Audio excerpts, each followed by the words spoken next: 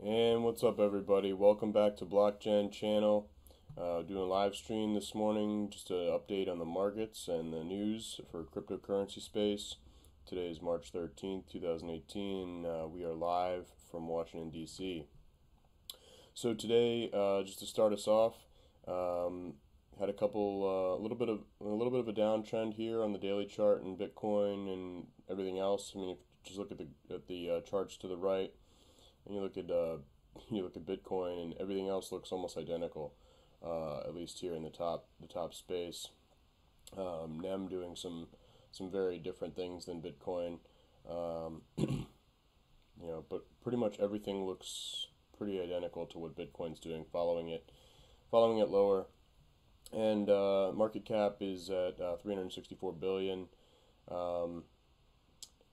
overall, and Bitcoin has been hovering between 8,500 and 9,500 now for a few days. So not a lot going on. I mean, it's been pretty volatile, but there hasn't been a lot of it's been mostly sideways, as you can see here from the daily chart. And we've hit on this long-term resistance three times now, and so right now we are basically trading between the recent low from a few weeks ago, 58.73, and the upper bound here for anything today looks like it'd be just about 11,000 at the highest. So those are your more broad areas that we're looking at. Obviously anything lower than 58.73 would be pretty bad. There isn't much support below that, and if we were to somehow break above 11,000, then we would be breaking this very long-term trend here that we've seen basically going back to December. So that's where we're at today. This morning, just since I've been up, I've seen Bitcoin get down in the 8800s, about 8850, something like that, and we're getting another bounce right now. But between 10 a.m. Eastern and 11:15 Eastern, over the last week or so, we've seen large sell orders come in and get major dumps happening right around that time. So far this morning, I'm just sitting on the sidelines waiting for 10 a.m. and that'll happen right after we get off. And one thing we've been talking about on the prior live streams was the fact that every time we get off of here in the morning, just an hour or two later, we get these major dumps, and it's become a pattern now, and basically it's been happening pretty much every day, but sometime between 10 a.m. and 11:15 a.m. Eastern. So keep an eye on that today. Ethereum has been weaker than Bitcoin, and it continues to pretty much trade sideways. It's been basically trading between around 650 and 850 for the last few days. But we have more significant resistance about 875, and recent support. The recent low would be around 641. Definitely don't want to lose that.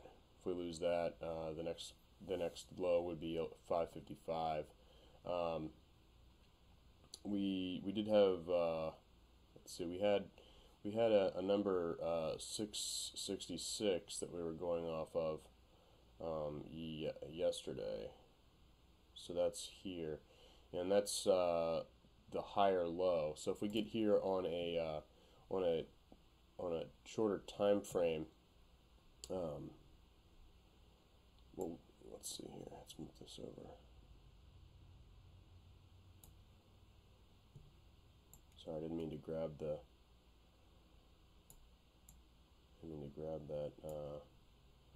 that line. Anyway, so here we go on a shorter time frame, and looking here at the hourly, here's that 666 number, that was the recent low, and we have so we had the high, low, lower high here.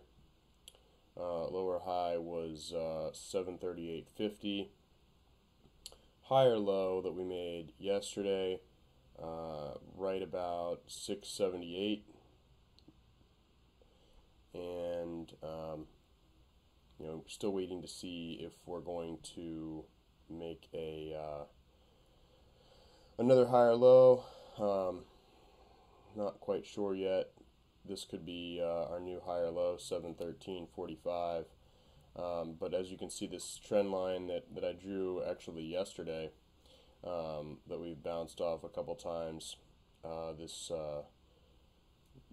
slight wedge pattern that we have going here with the long-term downtrend, and this couple about a week or so of this of these higher lows. But we've been getting higher lows and lower highs now for about a week, and so we're coming to a point here where we're going to get a breakout either higher or lower, and that it looks like it'll happen here in the next probably in the next 24, 36 hours, probably probably less than that. And it would have to get really narrow to last that long. So that's what we have going on. I'm not going to go over every chart. That's what's going on with Bitcoin and Ethereum. Just keep an eye on those levels. A couple interesting things happening in the news. A Japanese electric company is testing the use of Bitcoin Lightning Network for charging electric vehicles. Basically, one of the largest utilities providers has partnered with Nayuta, which is an IoT startup, and company Infoteria.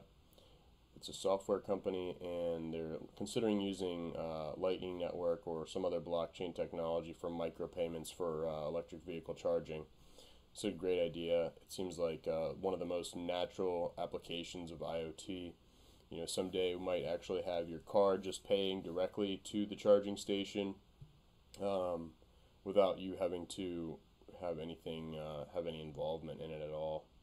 And so I definitely see that as a possibility going forward, and it looks like that would be an excellent use case. Also, more news from Japan. Japan is urging G20 officials to introduce a unified crypto regulation, and really what they're focusing on here actually is money laundering. They're not really talking about anything else. They are more focused on making sure that there's unified regulations regarding money laundering and preventing laundering of money using cryptocurrency.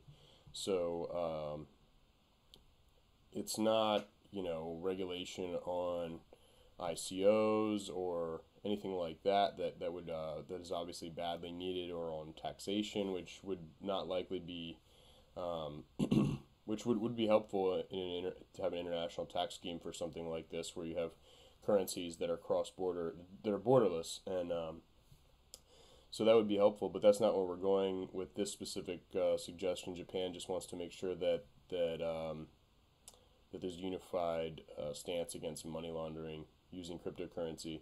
But at least we're headed in the right direction. I think positive regulation is inevitable, or regulation is inevitable, and positive regulation is certainly better than the types of bans that we've seen from some countries.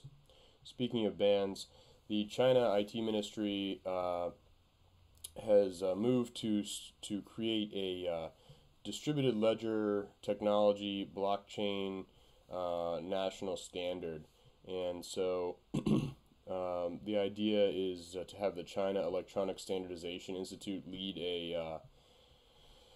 a committee to create standards for blockchain, and this also doesn't talk about ICOs so much, but you know, China has been very positive on blockchain itself, not so much on cryptocurrencies as we're pretty much well aware at this point. Also, Cointelegraph interviewed the CBOE director for product development about the launch of Bitcoin futures and asked him how that was going.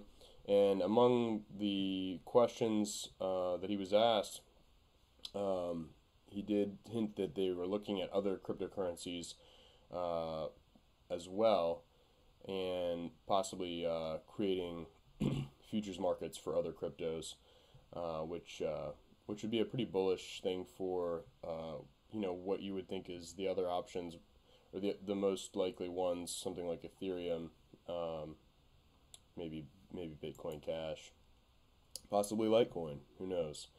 And Coinbase, just in time for it to be too late for U.S. citizens, pretty much, Coinbase released their cryptocurrency tax calculator.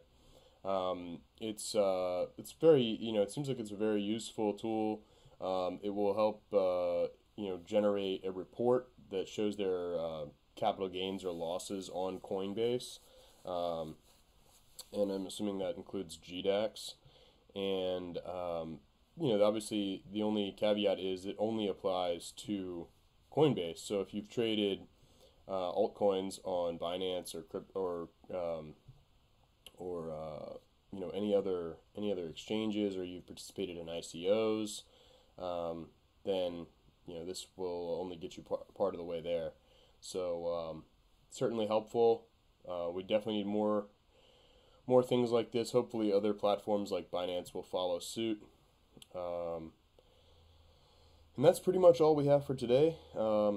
If you have any questions or comments or anything that you want me to cover in this live stream, let me know. Love to hear your feedback, positive, negative. I'm always trying to improve here, so any feedback is welcome and helpful. So thank you very much for tuning in this morning. Hope you have a great day, and we will see you tomorrow.